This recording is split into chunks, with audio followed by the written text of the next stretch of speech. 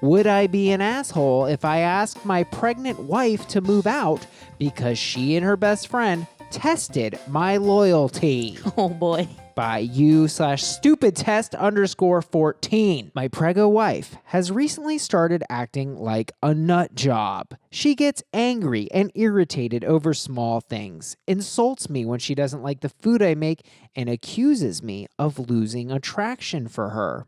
For example, she wanted to eat chicken sandwiches for dinner last week, so I made chicken sandwiches. She ate all the sandwiches. And yes, I am looking at you, Anthony, eater of chicken nuggets.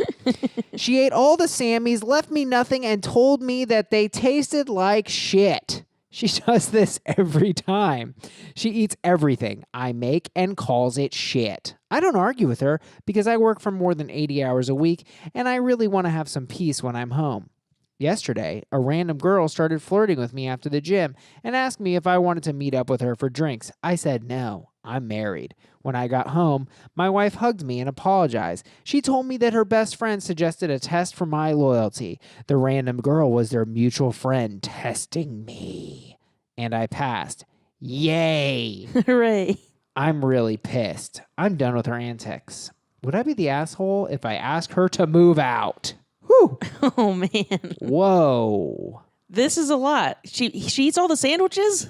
She is eating for two, though. You got to keep that in mind, my friend. All of them, though, Anthony? I mean, how hungry is this baby? And then it's like, she doesn't act like she hates the sandwiches. She ate them all. The obvious place this goes is to Prego Crazy, which we all know a little bit about. We've all heard of the food cravings that pregnant women get. Pickles and peanut butter is an example I've heard. Ooh, Yeah. That's nasty, but I get it. So that's the thing about the pregnancy cravings. They're so opposed to each other that it almost hurts, but it's almost like poetic in a way. Exactly. And plus, it's like you're literally creating a human, like your body's going to do some weird wonky things. Genevieve Rice, who I reached out to because I know she's Prego, she's been posting about it on Facebook. She says, I think this lady is taking things too far. Sure, it's harder being pregnant than not, but it's not that hard. I had a complicated pregnancy and didn't yell at anyone I would have yelled at when I was not pregnant. Anthony, I found myself wondering, how crazy can people get because of pregnancy? And I looked into it. What's the worst thing you've seen a pregnant woman do? This is a thread on Reddit. Cashmere Knitter writes, when I was pregnant, I had another pregnant lady at my OBGYN office slap a cup out of my hand and scream at me that if I was going to drink coffee while I was pregnant, I might as well, quote, shoot up all the drugs. I was drinking hot chocolate. Wow.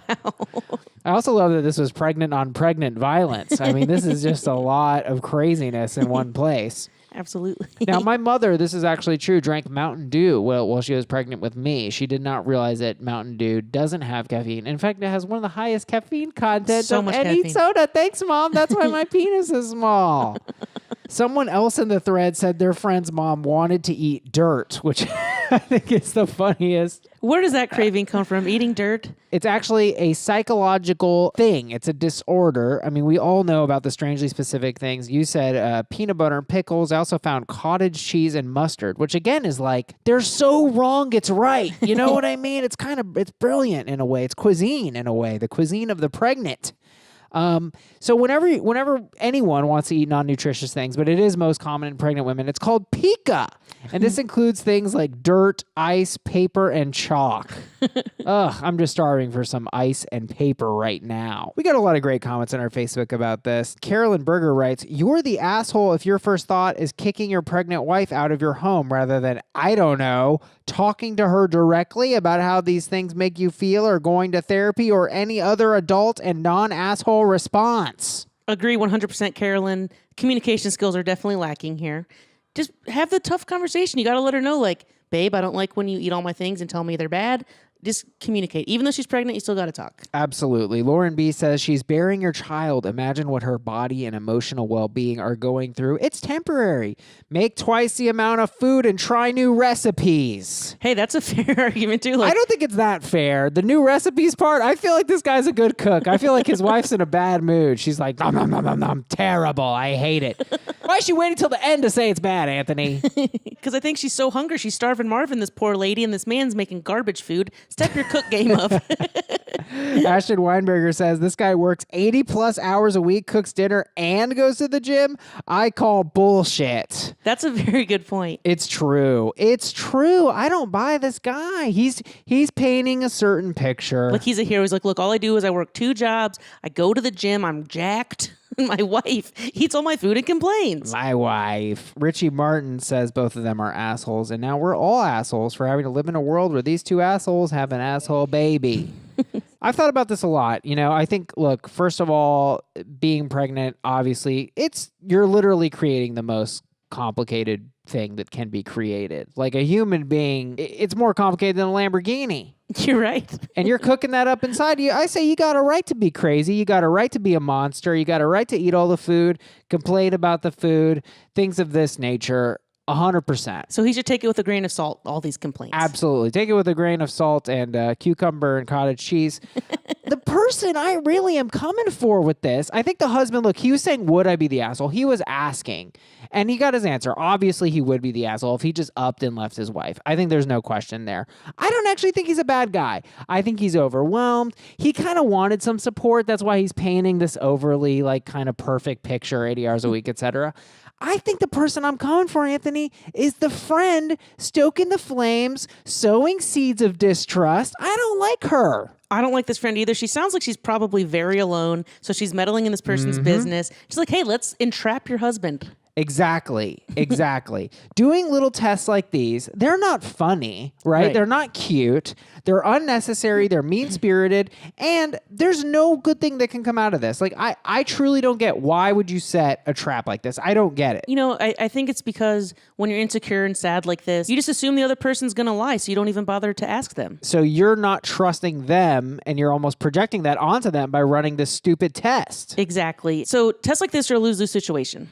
Because your partner either fails the test or they pass and then they're mad at you. Right, like this guy. Now he doesn't trust his wife because she doesn't trust him. I'd even argue this is a lose-lose-lose because the other situation is you test them, they pass, you never say anything about it, and now you have to know in your head your lack of trust was proven wrong and you're a scumbag. That's true. What about the case where they fail, but they failed because it's a ridiculous situation? I think that's a really interesting question, right? And that we were saying entrapment earlier, like there is a point, and this is in the law, where like if a cop does something, but they kind of push you into it, it doesn't count. So I was thinking, what would mine be? Like if I'm leaving the gym, which is in my building, my girlfriend's out of town, so that means I can just go right up to our apartment, and a girl from my building just throws herself at me in the elevator.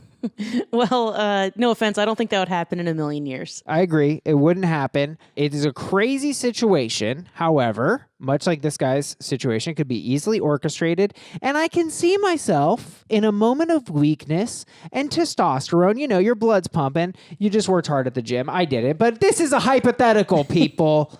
I would go for it, right? Like, I can see that happening.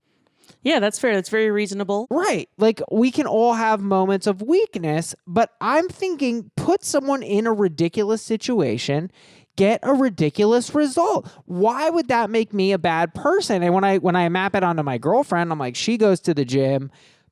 I pay some hunky guy to whatever. I don't know why I have to pay him. He's a prostitute in my situation to hit on her and come at her. And he's in great shape, and you know, he speaks fluent Spanish, and unlike me, her mom loves him. And would she hook up with that? I don't know that I would hold it that much against her. Well, I think you're incredibly kind. I think one and done, that's a deal breaker for me. But if you're saying all situations, if your partner fails one of these tests, you're out. Yeah, I mean, if they cheat on you, regardless of the circumstance, like even if it's like a celebrity or something, I feel like that's still cheating. But it's not the same. Do you give me that? Like, say your partner gets blackout drunk and they cheat on you. They have sex with someone else versus they text some guy and they agree to meet up at the Motel 6. The Motel 6, really? The Motel 6. And then they come and they say, Anthony, I don't know what I was thinking. I hooked up with this guy and you know, I had sent him some text, blah, blah, blah. It's like a whole protracted thing. Aren't those two different to you? Oh, they're very different, actually. Okay. Because I think the second scenario you're describing, your significant other has countless opportunities to back out. Yes. She's texting, that's fine, but then she's like, okay, let's meet. That's fine, but she still has a chance to say, I'm not going to cheat. Right. But then they go to dinner, they're having fun. She still has a chance to not cheat. Yes. Then they go to the Motel 6, the seedy Motel 6. She still has a chance to back out. There's so many opportunities for them to be faithful to you, and then they still don't do it. The key card doesn't work. It's not well maintained. Why is it red? I thought this was our room. It's a million moments, right? Whereas one is just a moment of weakness. Or in the drunk case, it's like you create a moment of weakness. To me, they're not the same. But you're out, though. If someone does a blackout cheat on you, you're done either way. I am, yeah, because I have trust issues anyway. So if I let my guard down and I trust you and you cheat on me, regardless of drunk or sober, like I just can't deal with that. I feel, and I am saying this, I'm reckoning, I've never really been cheated on. I do feel like you get one. I feel like I could forgive something like that. If a freak situation happens, George Clooney on the elevator, Ariana Grande throws herself at me, I think you get one situation like this where your partner should let it go, and these are ridiculous situations. I think there's a big difference between a moment of weakness situation and a protracted cheating thing, which I think you put it perfectly, because that's not a moment of weakness. It's dozens of moments. And when you're constantly overriding like, ooh, this is bad and I shouldn't do this. Like you never wanted to back out once with all these moments? Exactly. I feel like you get one situation like this, a blackout night or like a celebrity or an equivalent. You know what I mean? I think you get one. I want to say I could forgive one. Okay, so celebrity, that's fair, but then how low of a celebrity can you go? Like a B-lister, a C-lister, he went viral once? Like, where does that go? I hooked up with Guy Fieri. We are over. Donkey sauce. A lot of people are very attractive, and they basically have celebrity privilege where they're so hot that everyone wants them. They are hit on a lot. So they're under a lot of external pressure, whereas someone like me, women aren't throwing themselves at me left and right, so like it's not that big of a factor for me. That's very true. It's a lot easier to be loyal when no one's testing you. Right. That's a good point. Yeah. Still, I stand by it. I say boo test, put someone in a ridiculous sitch, get ridiculous results. I don't think that's a healthy thing. And we looked it up. I was curious, what is entrapment? What's the definition of entrapment? Which, if you're entrapped, that would mean that the criminal case wouldn't really hold water, because that's no good. They pushed you into it. They trapped you into it. And entrapment is defined by officers using coercion or force, other overbearing tactics to induce someone to commit a crime. And I say getting a hot woman to throw herself at a schmuck like me, that's entrapment, baby. Would he be the asshole if he throws his lady out? 100% he would. I think he needs a lot more empathy for the prego wifo. I think she did it crazy, but she was pushed by her friend. Her Machiavellian piece of shit friend. I'm mad at her. I say she's the biggest asshole. This guy would be an asshole, but I don't think he's going to do it. I think he's in a bad mood and he wanted sympathy. I think that's why he made the post on Reddit. He was probably blowing off a little bit of steam with this post. Like he probably has no intention of getting rid of his wife, kicking her out onto the street. I think definitely not. He would be the asshole if he did it, but I agree with you. Her, the friend, big asshole. Make an extra sandwich. Don't put her on the streets.